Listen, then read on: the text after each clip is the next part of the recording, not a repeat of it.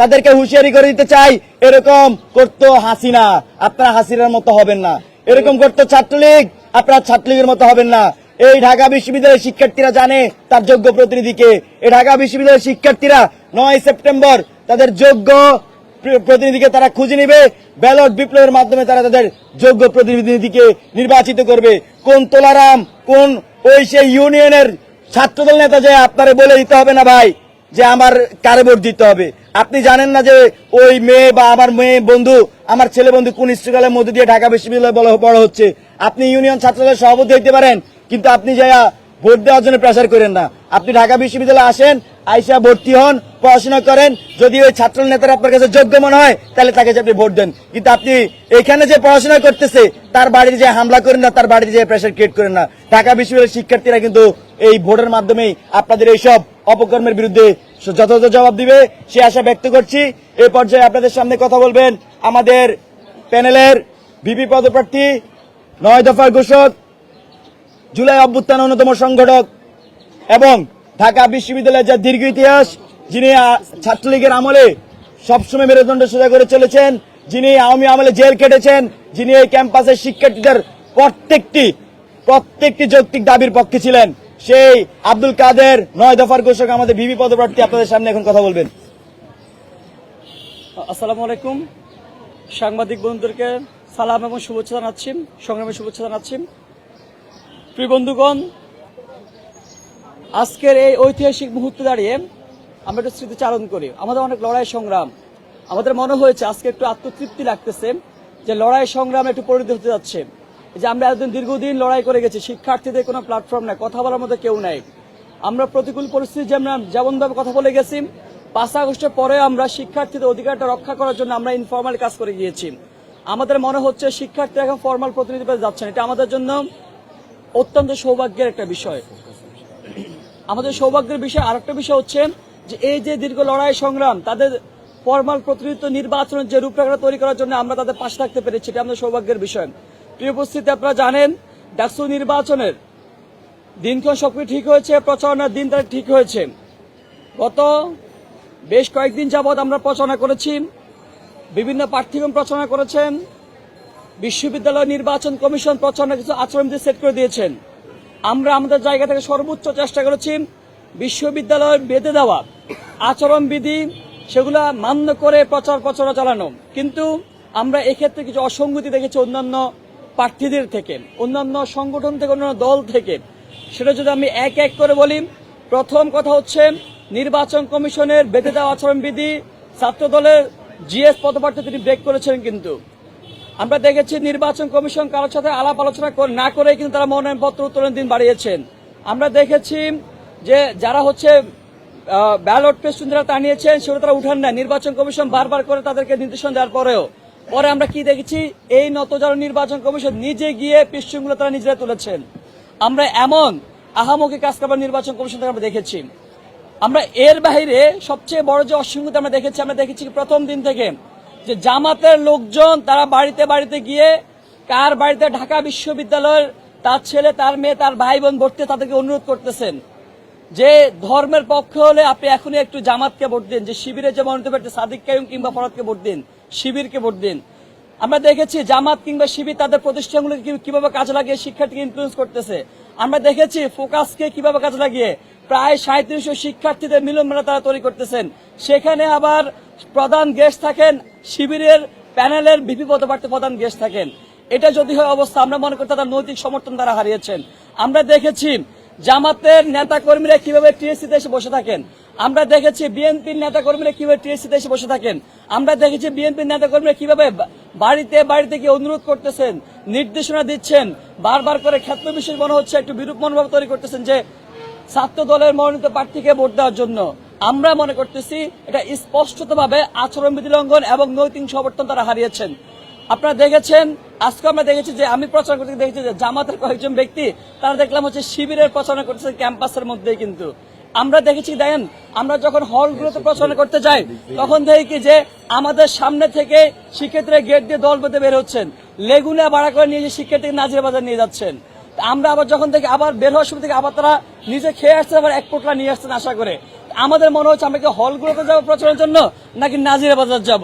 তো এই যে অসংগতি দেখতেছি, এই যে কালাকানুন তারা তৈরি করছে শিক্ষার্থীকে ভোট ব্যাংক করার জন্য, আমাদের মনে হয় যা শিক্ষার্থীদের সাথে সম্পৃক্ততা নেয় বিগত 5-7 বছরে, যে নতুন করে ডাকসু কেন্দ্রিক ক্যাম্পাসে হাজির হয়েছেন, 3 বছর আগে যা ছাত্রত্ব শেষ, 5 বছর আগে যা ছাত্রত্ব শেষ, যে এখন সবকিছু নিয়মকানুন ব্যত্যয় করে ডাবল এমপিল করে যিনি ডাকসুতে নির্বাচন করতেছেন, তার এখন শুধুমাত্র নাজিরা বাজারে তার ভরসা, তার এখন ফোকাসে তার ভরসা, তার এখন ভরসা হচ্ছে ইউনিয়ন ছাত্র দলের সভাপতি সেক্রেটারি, তার ভরসা হচ্ছে জামাতের ছাত্র দলের সভাপতি সেক্রেটারি।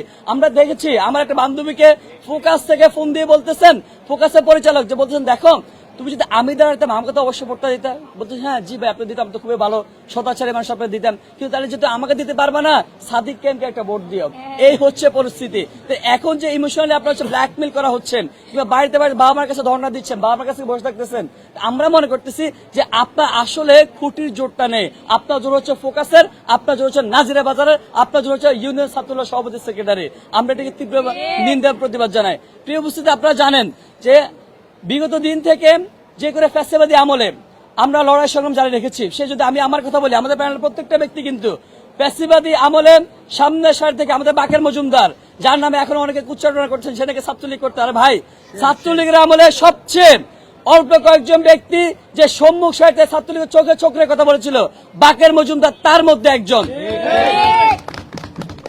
আমরা ছাত্রলীগের আমলে কোনো হ্যাকমত অবলম্বন করি নাই, আমরা শুধুমাত্র নিজের স্বার্থের জন্য হলে থাকি নাই, আমরা হল ছেড়ে দিয়েছি। সকল প্রতিবন্ধকতা, সকল কিছু উপেক্ষা করেন আমরা অজুহাত দেখাই নাই শিক্ষার্থীদেরকে যে আমাদেরকে হলে ঢুকতে দেওয়া হয় না, আমরা অজুহাত দেখাই নাই যে আমাদেরকে হত্যাযোগ্য করা হচ্ছে। সবকিছু উঠতে গিয়ে আমরা রাজপথে থেকেছি। সকালে মারধর করে বের করে দিয়েছেন, 1 মাস আগে জেলে পুরে দিয়েছে, জেল থেকে বের হয়ে এসে আমরা আবার রাজুতে দাঁড়িয়েছি, শিক্ষার্থীর পাশে দাঁড়িয়েছি।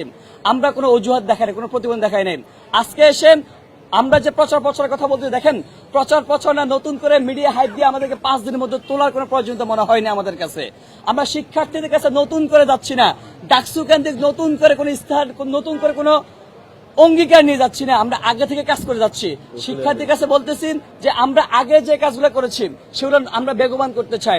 আমরা আপনাদের কাছে যে আস্থার যে জায়গাটা আগে অর্জন করেছি সেগুলো নতুন করে আবার পুনর্ব্যক্ত করতে চাই, পুনরায় অঙ্গীকার করতে চাই। এই জায়গায় আমরা মনে করেছি, আপনারা দেখেছেন শিক্ষার্থীরা অবমাননা সাড়া দিয়েছে আমাদের ক্ষেত্রে। আমি ছোট্ট একটা কথা বলি, দেখেন এখন তো প্রার্থী অনেক বেশি, শিক্ষার্থীরাও খুবই পরীক্ষা ক্লাস পরীক্ষা সবকিছু নিয়ে জর্জরিত, আবার আতঙ্কিত অবস্থা আছে, ডাক্তার হয় কি না হয়, আর্মি মোতায়েন করে সবকিছু নিয়ে। তো আমরা দেখেছি যে আমার সামনে প্রার্থী যখন যায় শিক্ষার্থীরা একটু হয়তো বা একটু বিরূপ মনোভাব প্রকাশ করে, কিন্তু আমি যখন যাই, আমাদের প্যানেল যখন যায় তখন খুবই কোঅর্ডিনেট রিসিভ করে। আমরা গতকাল দেখেছি জগন্নাথ হলে আমরা মেয়েদের থেকে দেখেছি, কারণ আমরা দীর্ঘদিন থেকে নতুন করে ডাকসু নারী বান্ধব শাস্তিছি না, দীর্ঘদিন থেকে নারীদের সমস্যা সংকট নিয়ে কথা বলেছি, নারীদের অনলাইন হ্যারাসমেন্ট নিয়ে কথা বলেছি, নারীদের ক্যাম্পাসে অনিরাপত্তা নিয়ে আমরা কথাবার্তা বলেছি, নারীদের যে শিক্ষকরা অনৈতিক প্রস্তাবনা শিখে সেগুলো নিয়ে আমরা কথাবার্তা বলেছি, নারীদের হলে যে অদ্ভুত নিয়ম করা সেগুলো নিয়ে আমরা কথাবার্তা বলেছি। নতুন করে ভোটকে ভাগানোর জন্য নারী বান্ধব ছাত্রতা হওয়ার প্রয়োজনীয়তা আমাদের নেই। সেই কারণে আমরা অভূতপূর্ব আমরা সাড়া পেয়েছি। আমরা মনে করতেছি আপনারা যারা মনে করেন নাজিরা বাজার গিয়েই শিক্ষার্থীদেরকে ভোটটা আপনি ভাগিয়ে নেবেন, অথবা আমি আরেকটা কথা বলি, দেখেন শিক্ষার্থীরা হয়তো যারা ফার্স্ট ইয়ার সেকেন্ড ইয়ার যারা আছেন ভাবতেছেন যে ভাই তো আমাকে টান 8 দিন খাওয়াইলো, ভাইকে ভোট না দিলে হয়তো বা ভাই প্রতি নাফরমানি হয়ে যাবে। ভাই বড় নাফরমানি হবে ওইটাই, শুধুমাত্র ভাই আপনাকে 1000 টাকা কিংবা 2000 টাকা খাওয়ানোর জন্য যদি ভাইকে ভোট দিয়ে দেন, ওই ভাই পরবর্তী গিয়ে আপনার জন্য কাজ না করে ভাই নিজের জন্য কাজ করবে। আপনারা দেখেছেন ওই ভাই পরবর্তী যারা এখন আশ্বাস দিচ্ছেন যে আমরা গন্ডুম গ্যাসুম ফিরে আসলে আমরা আবার আপনাদের পাশে দাঁড়াবো। আরে ভাই ওই বাইরে তো আপনার পাশে আগেও দাঁড়ায় নাই, কিন্তু অতীতে এমন কোন নজির নাই। আবারও গন্ডুম গ্যাসুম ফিরে এসে দেখা যাচ্ছে আবারও ভাই আবার আগের যে অবস্থা সে অবস্থানে ফিরে যাবে, কারণ ভাই নিজেও শঙ্কার মধ্যে আছে যে পরিস্থিতি পরিবর্তন হলে ভাই কোন দিকে যাবে। তো এই জায়গায় যদি খাওয়ার কথা চিন্তা করে, কিংবা আপনি চিন্তা করেন যে ভাই যেহেতু খাওয়াইছে ভাইকে একটা ভোট দিই, এই চিন্তা করবেন। আপনি ঢাকা বিশ্ববিদ্যালয়ের শিক্ষার্থী, আপনি বাংলাদেশের প্রতিনিধিত্ব করেন, আপনি বাংলাদেশের বিবেক, সেই জায়গা থেকে আপনি আপনার বিবেককে কাজে লাগাবেন, কে আপনার পরবর্তীতে আপনার জায়গাটা দেখবে, আপনি আপনার আত্মমর্যাদার জায়গাটা, আত্মসমালোচনার জায়গাটা সেটা আপনি নিশ্চিত করবেন। আমরা ঢাকা বিশ্ববিদ্যালয়ের শিক্ষার্থীরা অবশ্যই বিবেচনা রাখবে। নতুন করে যারা চটকদার কথাবার্তা বলতেছেন, কিংবা যারা বলছেন ভাই আমি তো রাজনীতি করি না, আমি সবকিছু করি, আরে ভাই রাজনীতি আসলে ঢাকা বিশ্ব, আমি একটা কথা সবসময় বলি, ঢাকা বিশ্ববিদ্যালয় আদ্যপ্রান্ত সবকিছু আপনার রাজনীতি দ্বারা আপনি সবকিছু পরিচালিত হয়। আপনি নিজে নিজে রাজনীতি করবেন, আপনি রাজনীতি করতেছেন না ভাই, এটা একটা রাজনীতি। ডাকসু কেন্দ্রিক অনেকে দেখছি যে আমি রাজনীতি করি, আমি স্বতন্ত্র প্রার্থী, এগুলো বলে ভোট ভাগানোর চেষ্টা করতেছেন। আপনি যদি আবার পরবর্তী পরিস্থিতি যদি আবার গণতন্ত্রের ফিরে আসে, আপনি স্বতন্ত্র ব্যক্তি কখনো ফাইট দিতে পারবেন না। একটা ঐক্যবদ্ধ গোষ্ঠী আর একটা ঐক্যবদ্ধ গোষ্ঠীর বিরুদ্ধে ফাইট দিতে পারবে, আপনি স্বতন্ত্র ব্যক্তি কখনো ফাইট দিতে পারবেন না। আমার মনে হয় ঢাকা বিশ্ববিদ্যালয় শিক্ষা যথেষ্ট সচেতন, তারা কখনোই এই যে বাড়িতে বাড়িতে গিয়ে প্ররোচনা দেওয়া কিংবা পরামর্শ দেওয়া কিংবা খাইয়ে কিংবা নানানবিধ মেকানিজম করে কিংবা নতুন করে ডাকসু কেন্দ্রিক নেতা হয়ে যাওয়া, নারীবান্ধব হয়ে যাওয়া, এগুলো তারা কখনো আমলে নেবেন না। শিক্ষার্থীরা অবশ্যই বিবেচনা করবেন তা এখন যে প্রতিশ্রুতি দিচ্ছে সেই প্রতিশ্রুতির আলোকে বিগত দিনের কর্মকাণ্ডে কোনো মিল আছে কিনা শিক্ষার্থীরা অবশ্যই সেটাই বিবেচনা করবেন।